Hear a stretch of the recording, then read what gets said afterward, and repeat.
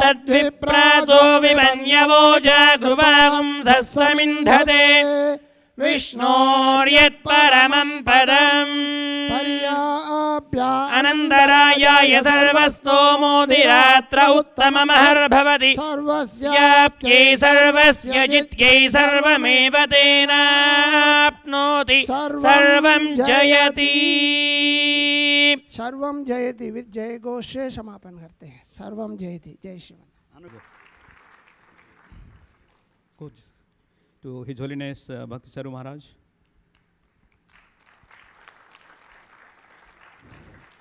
His Holiness Bhakti Raghav Swami Maharaj.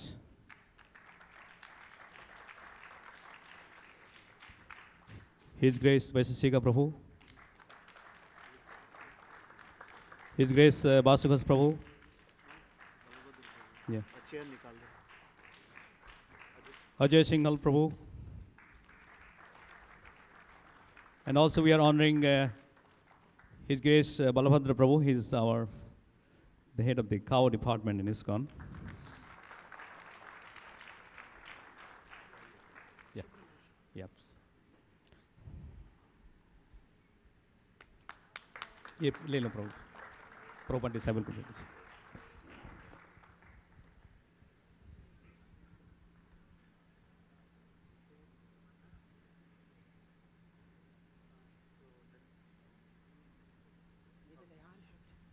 Yes.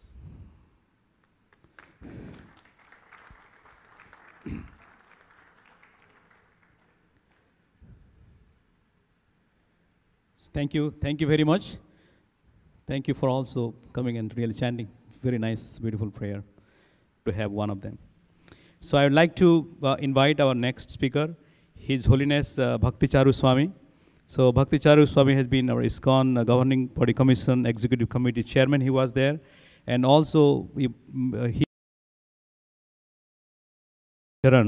and which is the biography of His Divine Grace A.C. Bhaktivedanta Swami Prabhupada. And Maharaj has been very instrumental in preaching, developing many community, as well as he has done the Arnamrita, the feeding to the people, Prasadam, especially Krishna Prasadam. And please give a hearty welcome to His Holiness Bhakti Charu Swami. Om Ajnanatimirandhasya Jnananjana Shalakaya Chakshurunmilitam Yena Tasmai Shri Gurave Namaha.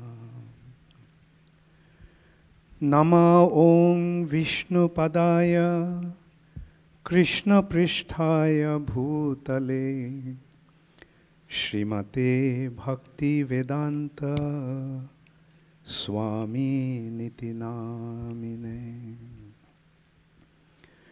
Namaste Saraswati Deve Gauravani Pracharine Nirvishesha Shunnavadi Paschata Deshotarine. Shri Krishna Chaitanya Prabhu Nityananda Shri Advaita Gadadhar Shivashadi Gaura Bhakta Vrinda. Hare Krishna Krishna Krishna Hare Hare Hare Rama Rama Rama Hare Hare. Hare Krishna.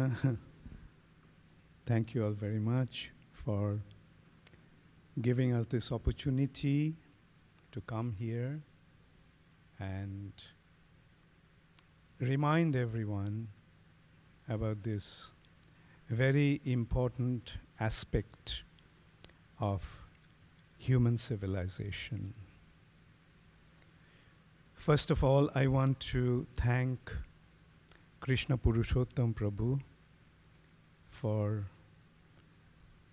organizing this wonderful and very, very important convention and for inviting me to this program and giving me this opportunity to speak here today. I also want to express, along with the importance of this project, the involvement of Bhakti Raghav Maharaj in this project.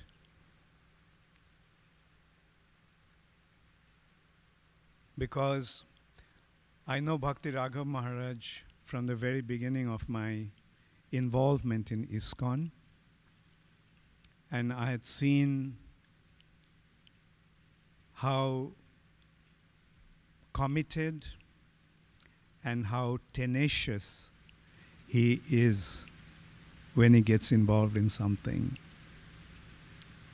Those early days in Mayapur, Bhakti Raghav Maharaj started a project which actually became worldwide involvement.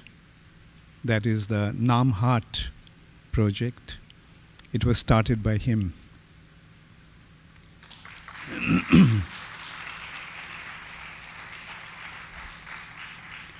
In a very simple way, in a very humble way, he used to go from village to village. There were no transport, and he used to often go there by bullock carts or bicycles. And so that shows when he commits himself to something, how he really gets involved to its fulfillment. Also, this morning, a godbrother of mine who saw Bhakti Raghav Maharaj for the first time, he asked me what happened to his leg. At that time, I could not respond to him, answer him, because we are quite busy with our Go Puja here, worshipping the cow. But I'll tell you, I thought it's important that I tell all of you.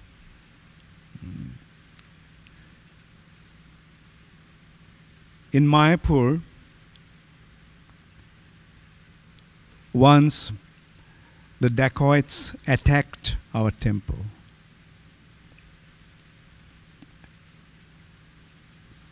And Bhakti Raghav Maharaj charged towards them without caring how many of them were there or what kind of support he had, but he just rushed into it. And those dacoits, the dacoits hurled a bomb, and that actually caused him to lose his leg.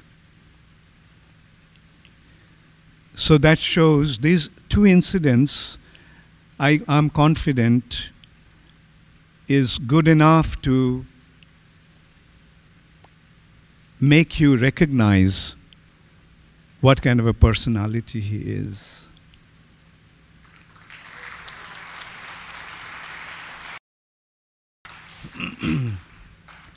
Cow protection is a very, very important aspect of our movement, because we want to establish the Vedic culture in this world.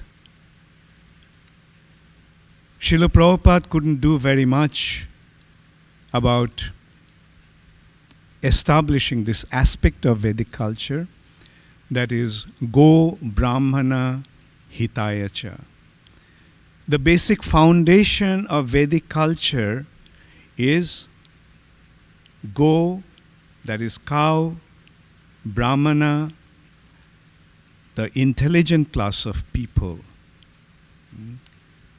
to support them, to benefit them in order to establish proper human culture in this world. in order to establish proper spiritual culture in this world. Now ISKCON has become considerably established. We have more than 600 temples all over the world today. And so personally I feel it is very important that we now take up this mission of cow protection and agriculture. Last year, I was the chairman of our governing body, and last year we also appointed a new Minister of Cow Protection and Agriculture.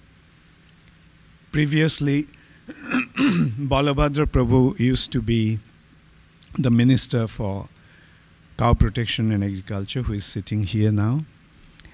And after Balabhadra Prabhu retired, we did not really have a proper person to take care of that ministry.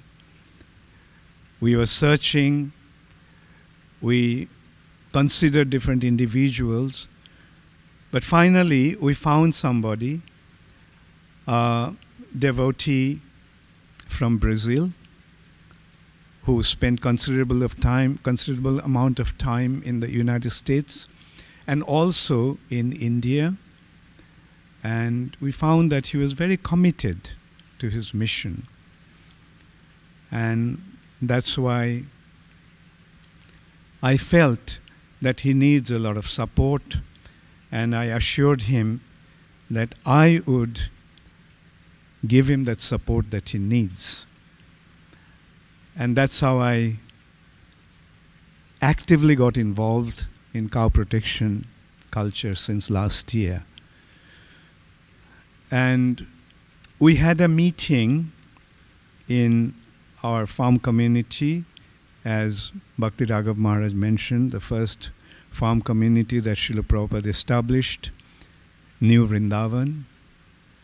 And few of our leading individuals who are involved in this cow protection culture, we had a meeting, and we became aware of one major problem that cow protection faces. And that culture, that problem is, especially in cold countries like North America and Europe, when the cows become dry, we have to maintain them. A cow gives milk for about, say, 8 to 10 years, but a cow lives for about 18 to 20 years.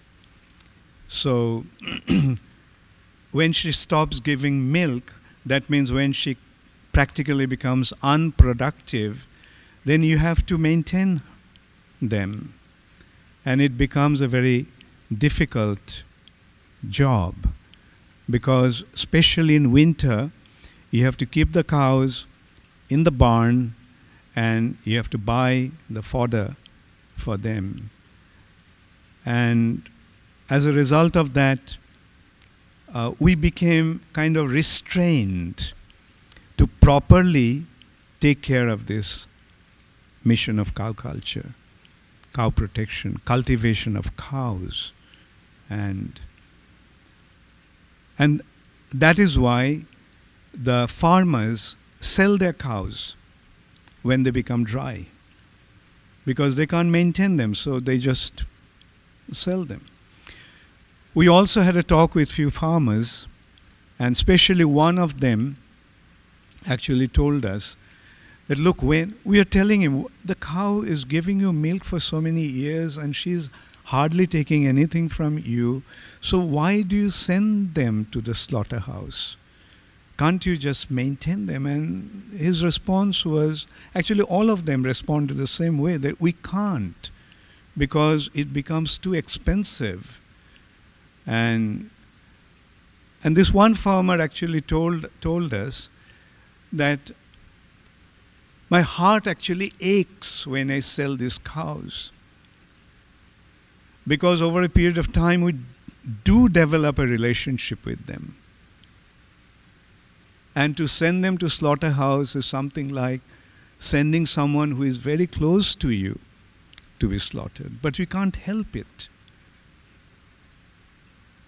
And so that actually made me think that why don't we, especially for our own sake, to cultivate the cows and cow culture, why don't we have a large piece of land in southern part of the United States where the weather is quite nice, where the weather is quite conducive and the winter is not so severe? Why don't you get a large piece of land and we can get our cows, dry cows, to be brought to those places and they can graze. Actually, they don't need very much. Even the milking cows also don't need very much. Like, just some grass is good enough for them and maybe some medical support and other stuff and things like that. And with that idea in my mind, I actually told some of our close associates to look for some large piece of land. And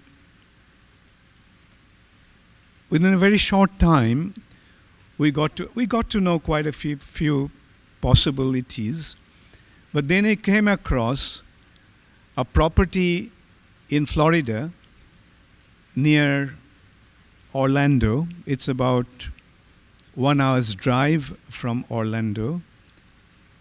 116 acres of land, which used to be a Christian youth retreat center, and they wanted to sell that property because they're moving from this place to another place.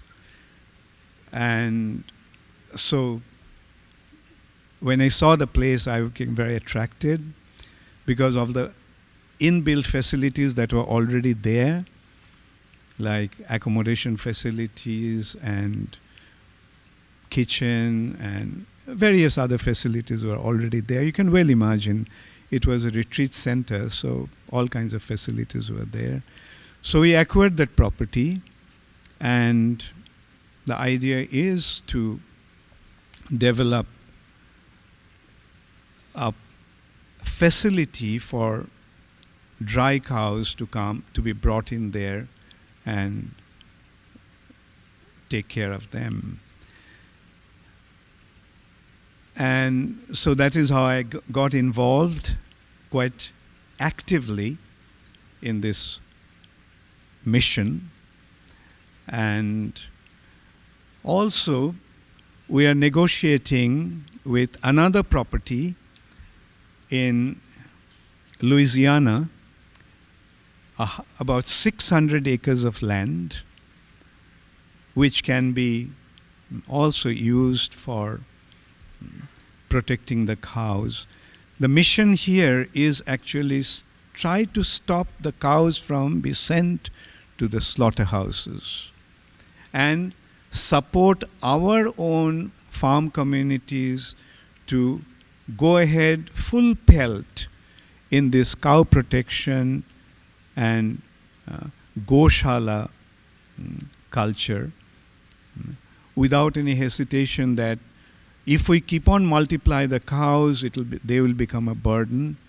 So these are the various ways that we are trying to promote this cow culture. And at the same time, when I'm also very much aware how Bhakti Raghav Maharaj is becoming very actively involved, and a few other devotees also are becoming very sincerely involved in this project. And so I feel very hopeful. about this endeavor. Now, from the video that has been presented at the outset, at the beginning of this program, very clearly shows the importance of spiritual life and the role of cows in that endeavor. Without cows, spiritual culture cannot be established.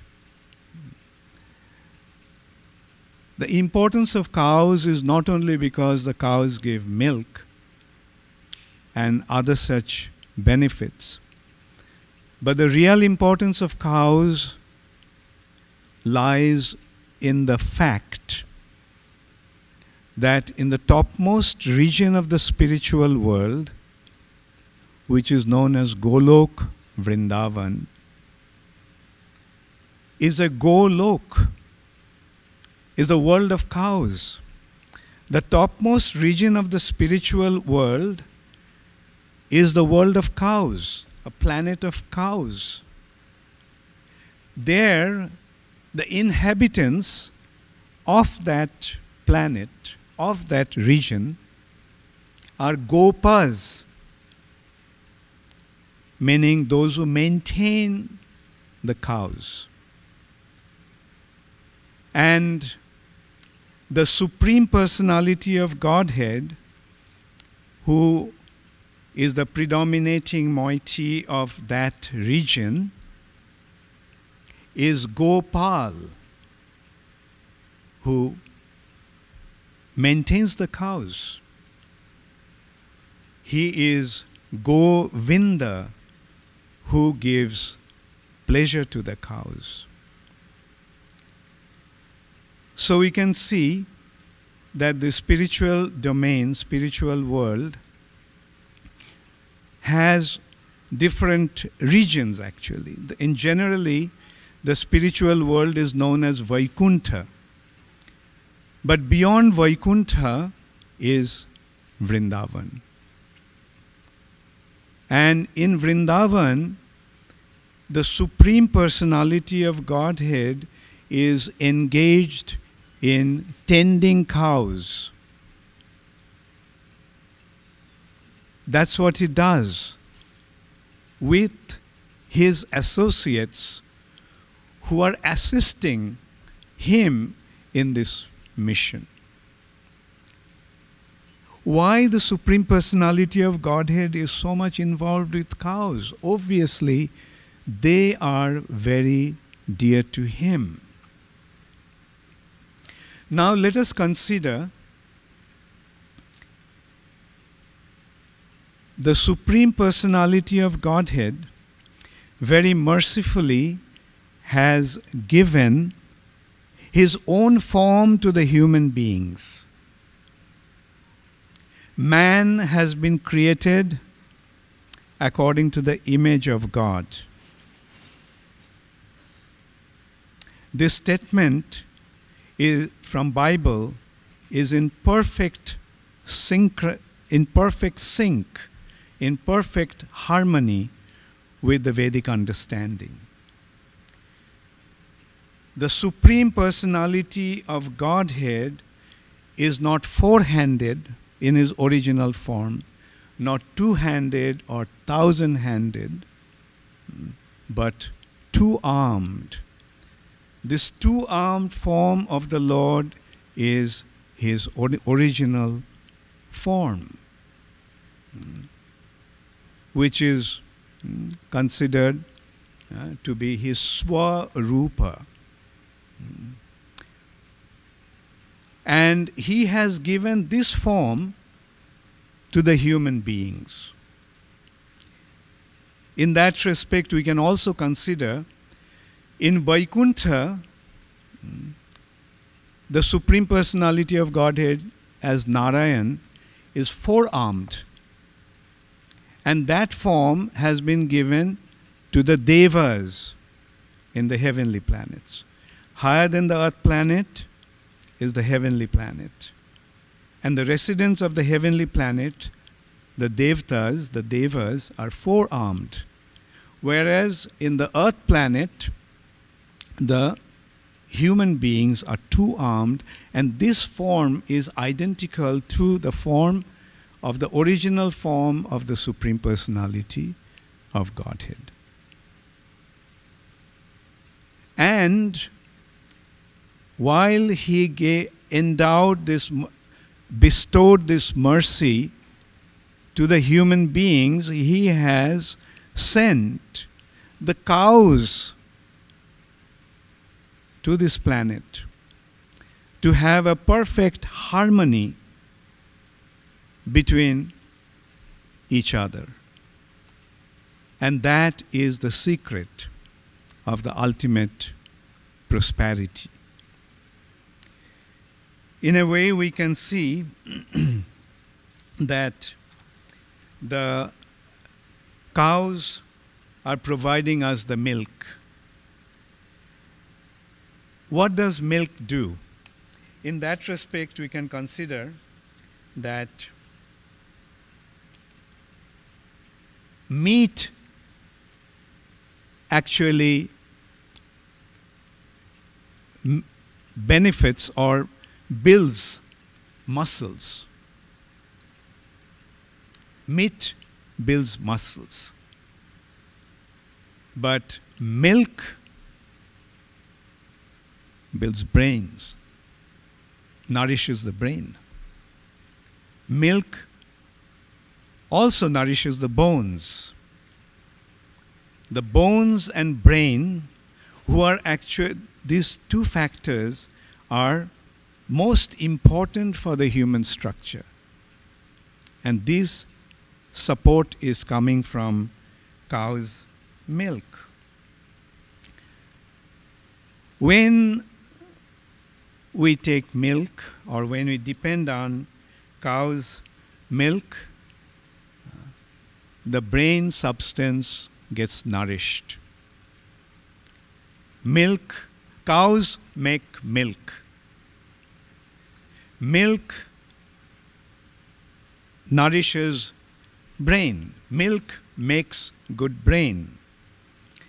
Good brain makes the most intelligent class of people in the human society. Most intelligent class of people make the human society God conscious. And God consciousness makes man achieve the perfection of his existence.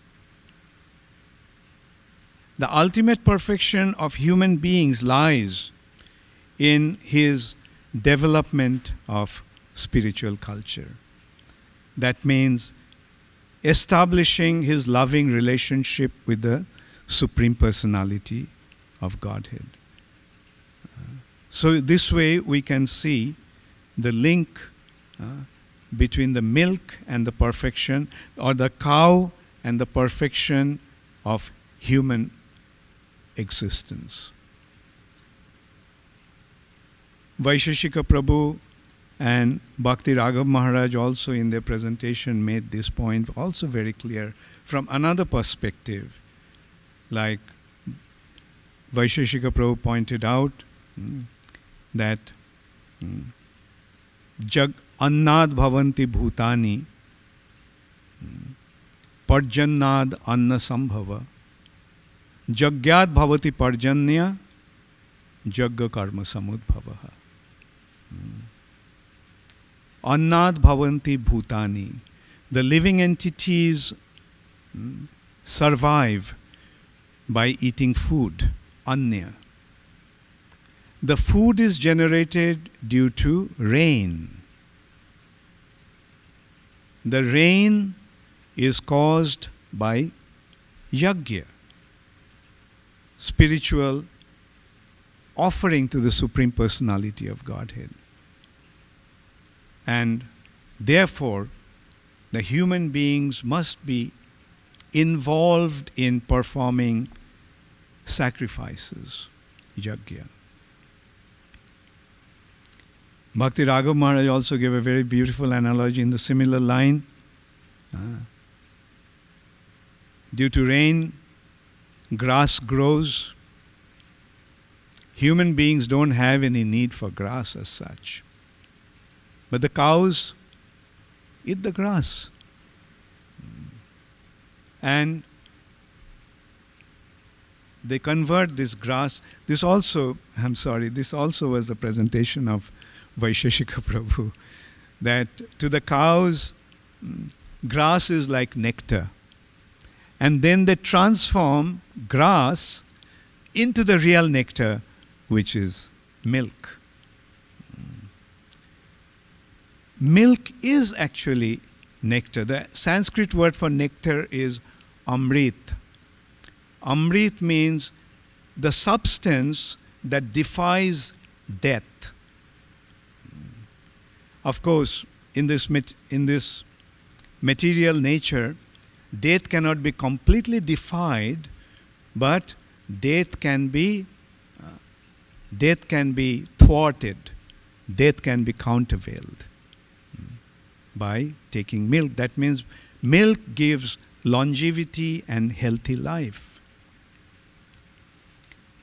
In that respect, there is a nice anecdote with Akbar and Birbal, the great Mughal empire. The great Mughal emperor Akbar had a very, very wise and witty minister, Birbal. So once Akbar asked Birbal was the best milk. Birbal said, buffalo milk. Akbar was surprised. Buffalo milk? No. I was under the impression that the cow's milk is the best. Birbal said, that's not milk, that's nectar.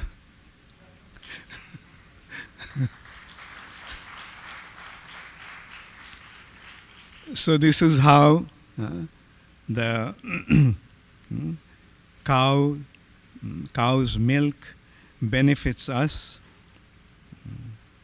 And I am very, very happy that such a wonderful arrangement has been made to progress towards that ultimate perfection of human society.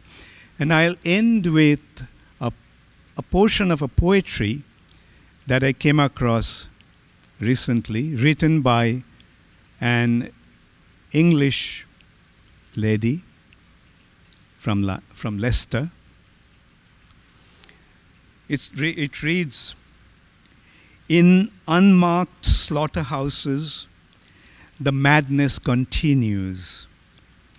Peaceful, tender cow, why cut her throat?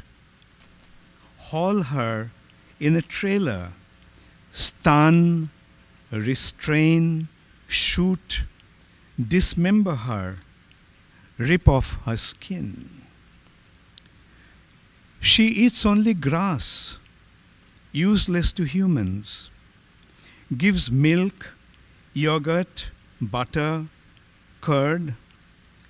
Her cowpats are black gold. In luscious, peaceful pastures, cows chew the cud, floating through buttercups, daisies, fragrant meadow sweet, murmuring, lowing, cuddling up, serene under clear blue sky. Greedy with her own horn, snaffling up the carrots, violet, sweet and shy, hiding in a corner. Dharma, forthright and fearless, the leader. This is our family, fed by a mother, taught by a mother, loved by a mother. Thank you all very much.